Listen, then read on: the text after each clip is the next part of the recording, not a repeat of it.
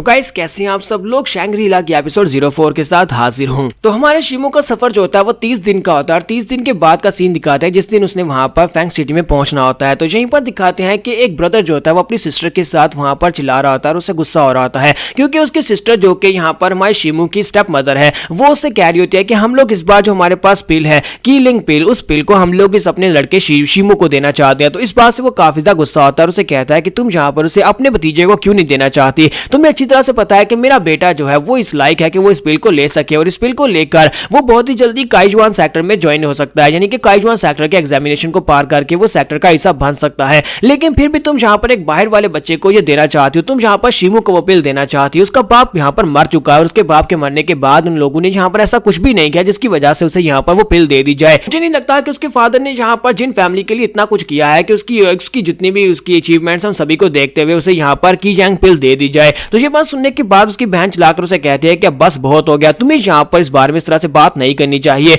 तुम्हें अच्छी तरह से पता है कि मेरे हस्बैंड का वो बायोलॉजिकल सन है, वो इकलौता उसका बेटा है जिसकी वजह से मुझे लगता है कि उसके पास जो मेरिट्स हैं कि वो ये पिल ले सके क्योंकि उसके फादर ने ये अचीवमेंट्स हासिल की थी ताकि उसे की जैंग पिल मिले और उसके बाद अब यहाँ पर उसके बेटे को ये पिल मिलने वाली है। और साथ ही वो अपनी एनर्जी को रिलीज करता है और उसे कहता है कि आज वो यहाँ पर पहुंचने वाला है और मैं नहीं चाहती कि आज यंग मास्टर शी के यहाँ पर पहुंचने के बाद तुम यहाँ पर इस तरह का शोर मचाओ। अगर तुम्हें यहाँ पर इस तरह का शोर मचाना है तो फिर किसी दिन आकर शोर मचाना, लेकिन तुम्हारे बेटे को यहाँ पर वो पिल नहीं मिलेगी। मैंने ये फैसला कर लिया है कि मैं यहाँ पर मास्टर जिन के बेटे को यहाँ पर ये वाली पिल देने वाली हूँ। इसी के साथ ही अपने ब्रदर से कहती है कि चुपचाप यहाँ पर से चले जाओ, तुम्हारे लिए यही बेहतर रहेगा। और जब वो अपने ओरा को रिलीज करती है तो उसका ब्रदर जो होता है वो पीछे की तरफ मुड़ जाता है और उसे कहता है अच्छा तो ये बात है, इसका मतलब यह है कि तुम अपने भाई के बेटे के लिए यहाँ पर इतना कुछ नहीं कर सकती। अगर तुम अपने भाई के लिए ये नहीं कर सकती तो फिर हम दोनों के दरमियान में जो भाई बहन का रिश्ता था वो खत्म हुआ। आज के बाद से तुम मेरी बहन नहीं हो। जबकि वो गुस्से के साथ वहां पर से चला जाता है। जब वो जाने लगता है तो इसी के साथ ही बाहर घोड़ा गाड़ी रुकती है और हमारा शिमू वहां पर आकर खड़ा होता है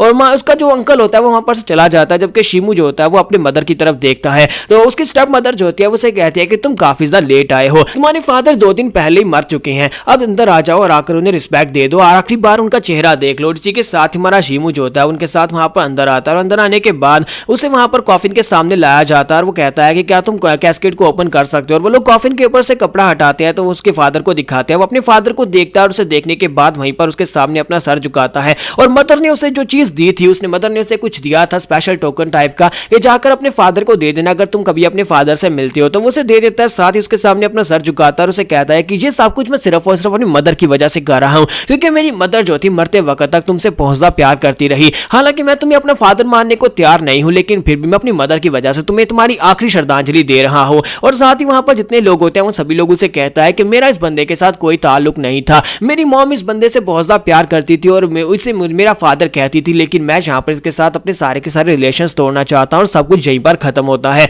जब किसी के साथ उसकी आंटी जो होती है उसे कहती है मेरे साथ आ जाओ और वो उसे अपने साथ लेकर बाहर आती है और उसे कहती है कि मुझे लगता है कि तुम्हें उन सभी के सामने ये बात नहीं कहनी चाहिए थी।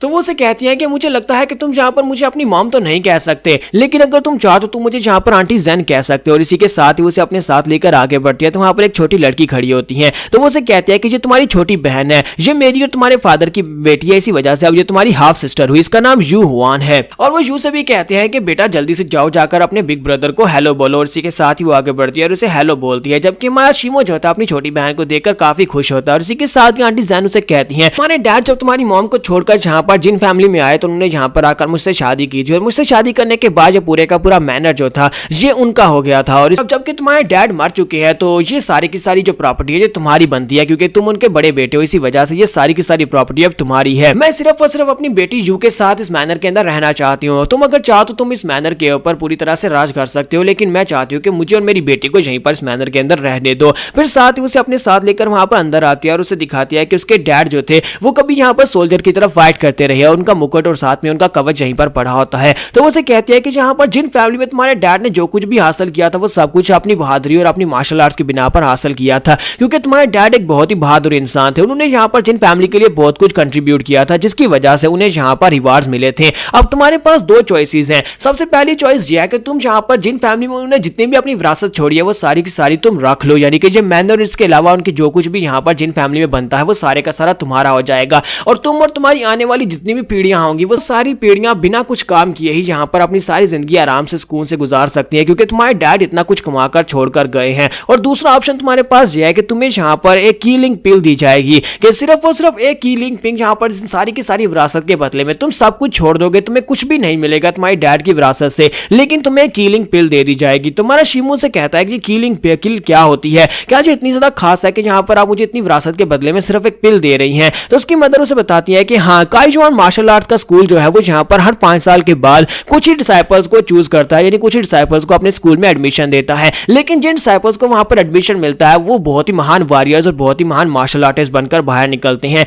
लेकिन स्कूल में एडमिशन लेने के लिए तुम्हारी बॉडी के अंदर कम से कम की का स्रोत होना चाहिए, यानी कि तुम इस वक्त बॉडी टेम्परिंग के 7th लेवल पर, अभी तक तुम यहाँ पर की के लेवल तक नहीं पहुंचे कि तुम की को गैदर कर सको। लेकिन अगर तुम यहाँ पर कीलिंग पिल को एब्जॉर्ब करते हो तो कीलिंग पिल को एब्जॉर्ब करने के बाद तुम्हारी बॉडी के अंदर की पावर आ जाएगी, और जब तुम्हारी बॉडी के अंदर की पावर आएगी तो तुम्हारे लिए यहाँ पर एग्जाम को पास करना बहुत ज्यादा आसान हो जाएगा, तुम आसानी से काइजुआन स्कूल के अंदर एडमिशन ले सकते हो। जब तुम काइजुआन स्कूल के अंदर एडमिशन ले लोगे तो उसके बाद तुम इससे बहुत कुछ हासिल कर सकते हो, जितना तुम्हारे डैड छोड़कर गए तुम उससे भी ज्यादा अपने लिए हासिल कर सकते हो। लेकिन मास्टर चैंग ने मुझे बताया कि तुम्हारे ऊपर वहां पर ब्याओ ब्रदर्स ने अटैक किया था। इसका मतलब यह है कि फैमिली में बहुत सारे ऐसे लोग हैं जो इस बात से खुश नहीं है कि हम तुम्हें यहाँ पर कीलिंग पिल दे लें। कीलिंग पिल जो है एक बहुत ही खास पिल है और सभी लोग चाहते हैं कि ये पिल उनको मिले। वो लोग तुम्हारे डैड की अचीवमेंट्स को उनके मरने के बाद अब यहाँ पर बिल्कुल भी मान नहीं रहे, और वो कहते हैं कि तुम्हारे डैड ने इतना कुछ हासिल नहीं किया और इसी वजह से वो तुम्हें मारना चाहते हैं ताकि तुम्हारे पास वो पिल जो है वो छीनी जा सके। तो वो उसे कहती हैं तो मैं यहाँ पर तुम्हें 2 ऑप्शन देती हूँ। पहला ऑप्शन बिल्कुल सेफ है, तुम इस विरासत के ऊपर कब्जा कर लो, जहाँ पर आराम से बैठो। और दूसरा ऑप्शन बहुत ज्यादा खतरनाक है, जिसमें तुम्हें पिल दी जाएगी लेकिन उसमें तुम्हें अपना रास्ता खुद बनाना होगा, सभी लोगों से खुद ही फाइट करनी पड़ेगी। तुम्हारा शिमू जो होता है वो आंटी जैन की बात सुनने के बाद कहता है कि जिस तरह से आप यहाँ पर कीलिंग पिल की बात कर रही है, मुझे लगता है कि ये जो मेरे फादर की अचीवमेंट थी उसके बदले में उन्हें दी जा रही थी, इसी वजह से ये बहुत ज्यादा खास है।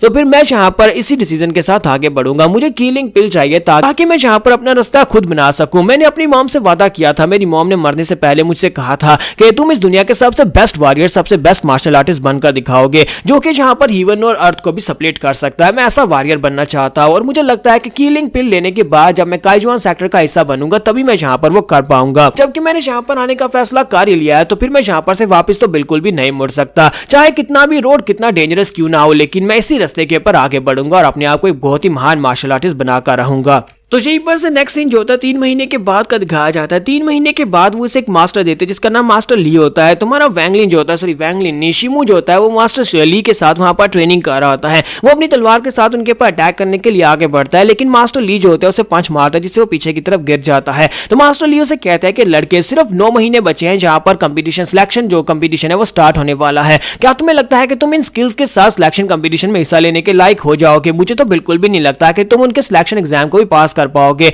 जबकि शिमोन से कहता है कि मास्टर वहां पर देखो मैंने उन डमीज को किस तरह से काट दिया है, मुझे लगता है कि मैं काफी बेहतर हो गया हूं, आज से पहले मैंने कभी तलवार नहीं चलाई। तो उसके मास्टर से कहता है क्या तुम यहाँ पर इसे ट्रेनिंग कहते हो, तुम्हें लगता है कि तुम कुछ डमीज को यहाँ पर काट सकते हो तो तुम्हारी तलवारबाजी बेहतर हो गई है। यहाँ पर जिस टेक्निक को मास्टर कर रहे हो उस टेक्निक को जब तुम पूरी तरह से मास्टर कर लोगे तब तुम अपनी तलवार के साथ पूरी की पूरी माउंटेन को काट सकते हो। जहाँ पर ये छोटे छोटे डमीज को काट कर तुम्हें लगता है कि तुम बेहतर हो गए हो। अभी तुम्हारे सामने बड़ा लंबा रास्ता है, तुम्हें बहुत ज्यादा ट्रेनिंग की जरूरत है। तो यहाँ पर हम लोग अपनी एपिसोड 04 का एंड करेंगे और नेक्स्ट एपिसोड में हो सकता है कि एग्जाम जो है वो स्टार्ट हो जाए और हम लोग शिमो को एग्जाम में टेस्ट देते हुए देखेंगे क्या वो एग्जाम को इतनी आसानी से पास कर पाएगा या नहीं। तो एपिसोड की एक्सप्लेनेशन अच्छी लगी हो तो कमेंट करके जरूर बताइएगा और वीडियो को लाइक करना मत भूलिएगा। Thank you.